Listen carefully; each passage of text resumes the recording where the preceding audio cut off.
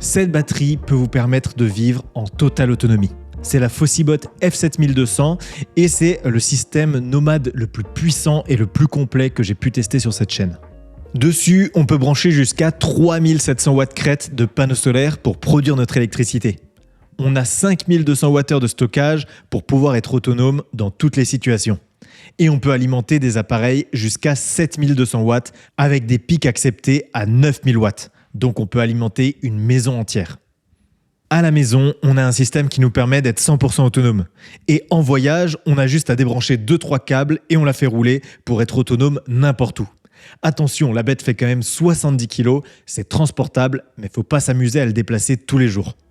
C'est un excellent produit, merci à Fossibot de nous l'avoir envoyé pour la tester et j'ai hâte de vous présenter tout ce qu'elle peut faire.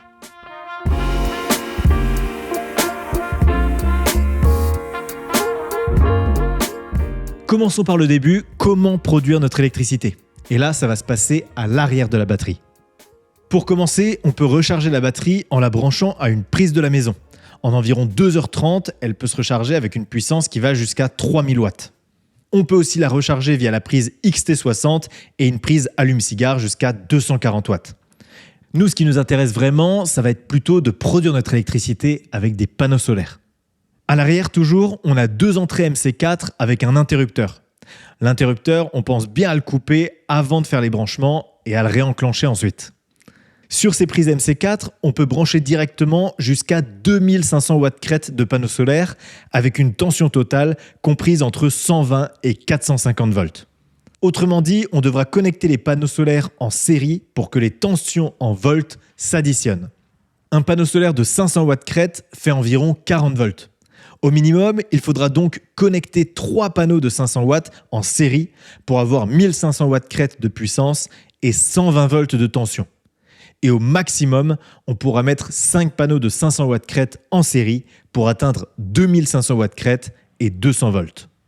En dessous, on a une autre entrée pour les panneaux solaires via la prise XT90 qui peut accueillir jusqu'à 1200 watts crête et 55 volts. Sur cette prise XT90, on va pouvoir brancher par exemple 3 panneaux solaires de 500 watts crête pour atteindre 1500 watts crête. C'est pas grave si c'est plus que ce que la batterie peut accueillir parce que de toute façon, ce sera juste bridé à 1200 watts. Et je dirais même que c'est une bonne idée de surdimensionner son installation parce que si on met 1500 et que c'est bridé à 1200, on atteindra ces 1200 plus souvent dans la journée et donc au total, on produira quand même plus d'électricité. Cette fois-ci, on ne peut pas brancher les panneaux en série, sinon on atteindrait 120 volts et on grillerait la batterie qui ne peut accueillir que 55 volts. On va donc les brancher en parallèle pour garder la tension de 40 volts.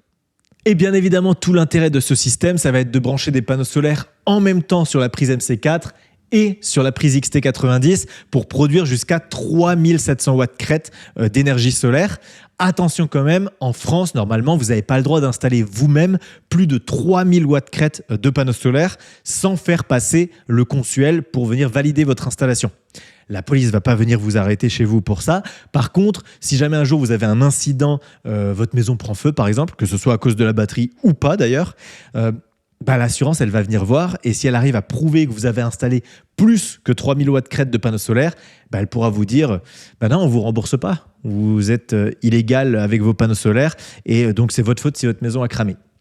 Donc voilà, moi ce que je vous conseille, c'est que vous pouvez mettre 3000 watts crête sans problème sur cette batterie et au pire, les 700 watts en plus, vous mettez des panneaux qui peuvent s'enlever facilement pour que d'un point de vue assurance, il y a 3000 fixes et 700 pliables ou déplaçables facilement pour qui ne compteront pas, que vous pourrez enlever au dernier moment, on va dire, s'il y a un problème.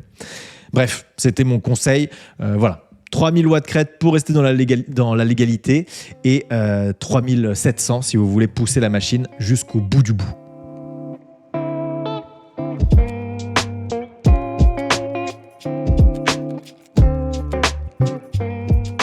La Fossibot F7200, on vient de le voir, elle permet de produire pas mal d'électricité.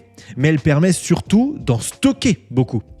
Généralement, quand on conçoit un système qui est fait pour faire des économies d'énergie, quand on veut un système qui soit rentable le plus vite possible, on cherche un système qui a 1,5 fois sa capacité de production en capacité de stockage.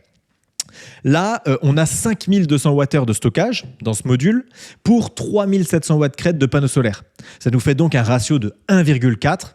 Donc, globalement, cette configuration-là, elle est très rentable si vous voulez faire des économies d'énergie. Mais si notre objectif, c'est d'être 100% autonome, là, généralement, ce qui est recommandé, c'est plutôt minimum 3 fois la capacité de production en capacité de stockage. Donc, il nous faut beaucoup plus de batterie. Et ça tombe bien, puisque sur cette Fossibot F7200, on peut connecter jusqu'à 2 extensions de batterie pour atteindre 15,66 kWh. Avec ce stockage et une maison économe en énergie, on peut donc être autonome pendant plusieurs jours, même s'il n'y a pas de soleil.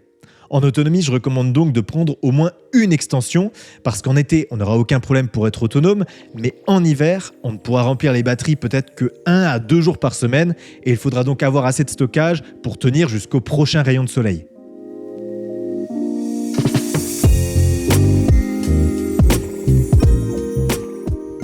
À l'arrière de la batterie, on a vu comment produire notre électricité. Au milieu, on a vu comment la stocker et maintenant on revient à l'avant pour voir comment est-ce qu'on peut la consommer cette énergie. Contrairement aux autres batteries que j'ai testées sur cette chaîne, là on n'est pas sur une batterie plug and play où il suffit de brancher la batterie à une prise de notre maison pour alimenter tous nos appareils en électricité. En fait, la prise qui permet de recharger cette batterie, elle n'est pas bidirectionnelle. On peut juste charger, mais on ne peut pas renvoyer sur le réseau. À la limite, à l'arrière, on a une prise pour brancher un onduleur, un micro-onduleur externe, ce qui nous permettrait de transformer cette batterie en batterie plug and play. Mais vous allez voir que devant, on a d'autres solutions pour consommer cette énergie qui sont bien plus intéressantes. À l'avant de l'appareil, on a 4 prises AC qu'on peut activer ou désactiver et qui peuvent envoyer jusqu'à 3600 watts individuellement et 7200 watts en tout.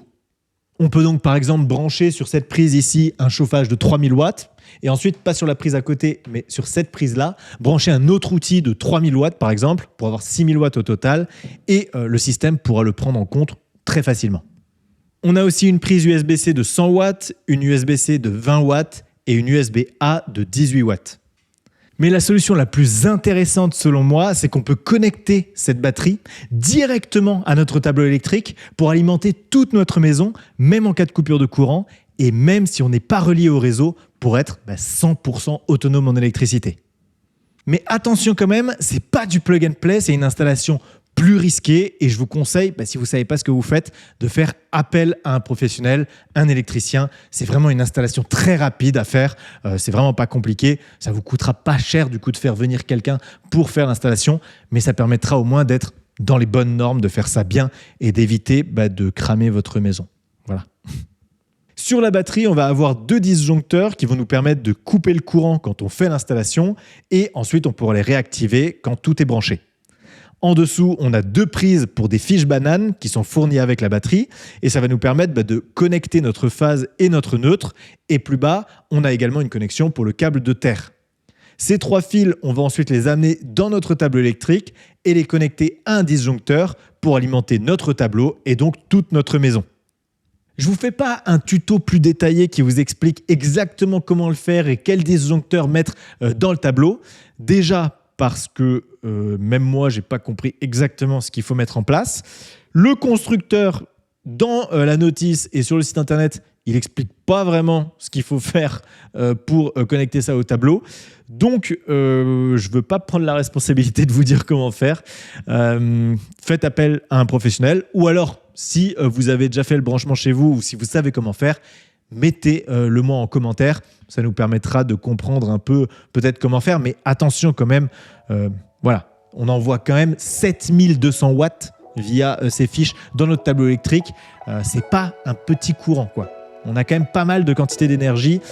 Il ne faut pas faire n'importe quoi.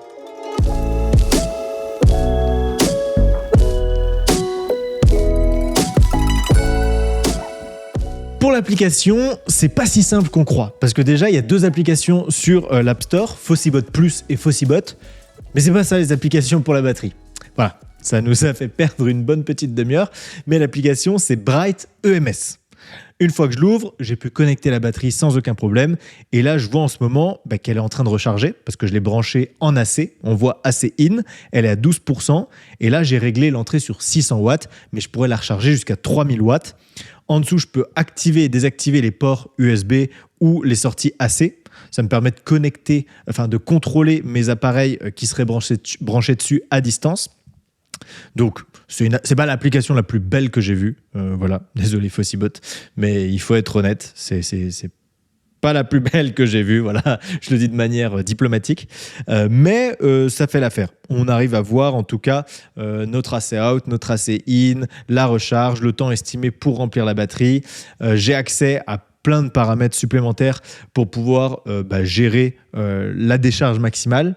Par exemple, là c'est sur 0%, je vais quand même éviter qu'elle se décharge en dessous de 10%.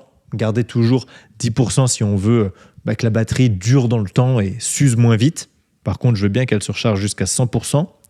Et ensuite, voilà, on peut avoir des paramètres de charge. Charge silencieuse en CA, ça veut dire que je pense que ça va brider la puissance de recharge de la batterie pour pas qu'elle utilise ses ventilateurs, parce qu'il y a des ventilateurs dessus, donc si elle envoie trop de courant, elle se refroidit de manière active et ça peut faire un petit peu de bruit.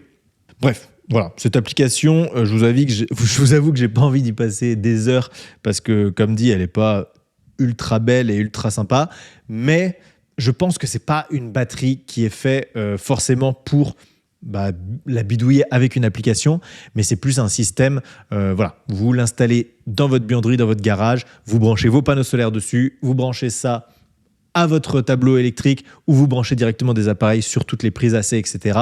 Et ensuite, via l'application, vous monitorez juste globalement si vous produisez, combien vous consommez, si tout fonctionne bien. Et après, vous n'y pensez plus, vous laissez ça de côté et tout fonctionne en fait. Voilà. C'est pas une application où vous allez y revenir souvent et aimer voir ce qu'il y a. Parce que globalement, il y a juste une grosse pile avec un pourcentage. Fossibot, si vous regardez cette vidéo, améliorez un peu votre application parce que la batterie est vraiment bien, mais l'application... Bref, on passe à la suite du test.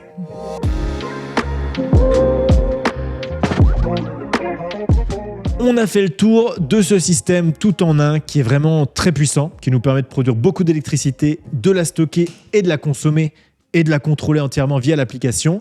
Maintenant, la question douloureuse pour terminer. Combien ça coûte ? Pas si cher vu ce que c'est. On est sur 2 799 € pour la F7200 et 1 700 € par extension supplémentaire. Les batteries sont garanties 5 ans et sont annoncées avec une durée de vie de 6500 cycles à 80%. Donc la batterie aura encore 80% de ses capacités après 6500 cycles. Ça veut dire qu'elle a une durée de vie d'environ 17 ans. Si on veut produire de l'électricité en déplacement, Fossibot vend aussi des panneaux solaires pliables. Mais si vous faites une installation fixe, je vous conseille de plutôt partir sur des panneaux classiques de 500 watts qui coûtent en moyenne 150 € sans les supports. Pour avoir un système complet, il faudrait donc une Fossibot F7200, 8 panneaux solaires de 500 watts avec des supports, ce qui nous fait une installation à environ 4500 €. Si on branche nos 4000 watts crête de panneaux solaires sur la F7200, on devrait économiser en moyenne 1 000 € par an sur 17 ans, en prenant en compte le fait que le prix de l'électricité augmente de 3% par an et que les panneaux et la batterie vont se dégrader progressivement. Le système avec la batterie et tous les panneaux est rentable en environ 5 ans et il a une garantie, ça tombe bien, de 5 ans.